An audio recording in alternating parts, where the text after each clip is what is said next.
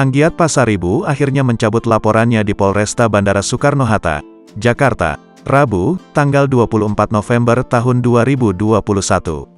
Seperti diketahui, Anggiat membuat laporan polisi soal cekcoknya dengan ibunda dari anggota Komisi 3 DPR RI Arteria Dahlan.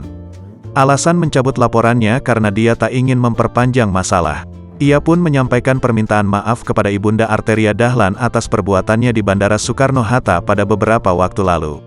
Anggiat mengaku sedang mengalami sakit gigi saat cekcok terjadi sehingga tidak bisa mengendalikan diri. Saya mencabut laporan. Saya mengaku khilaf melakukan tindakan tersebut, jadi gaduh jadi ramai dan yang diberitakan tidak semuanya begitu.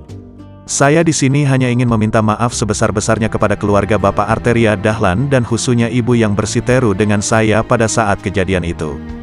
Bahkan, Anggiat menyebut dirinya tidak bisa menahan efek dari masalahnya itu. Dia kembali meminta maaf dan mengatakan tak ingin cekcoknya dengan Arteria melebar ke permasalahan lain. Saya minta tolong minta maaf kepada keluarga Bapak Arteria khususnya ibundanya. Hanya itu aja, saya minta tolong ke depan saya jangan dipelintir atau gimana. Saya enggak kuat, kepala saya sakit sekali, ini memang tindakan saya, sekali lagi saya cuma minta maaf, ucap dia. Sebelumnya pertengkaran antara Ibu Arteria Dahlan dengan Anggiat itu terjadi di Bandara Soekarno-Hatta, Tangerang, Banten, Senin, tanggal 22 November tahun 2021. Insiden adu mulut ini diketahui terjadi berawal dari kedua belah pihak hendak mengambil bagasi. Rekaman cekcok antara keduanya pun viral di media sosial.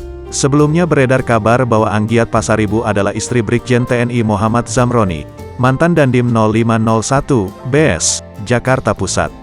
Terkuak ternyata Anggiat Pasaribu adalah bukanlah istri Brigjen Zamroni, melainkan adik sepupu. Hal itu disampaikan oleh politikus PPP Hasan Husairi Lubis.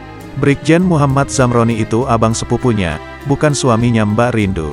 Abang sepupunya, sementara suaminya itu Letu Bayu, ada juga suaminya di sana waktu itu, kata Hasan. Rabu, tanggal 23 November tahun 2021, dikutip dari Arta Kota.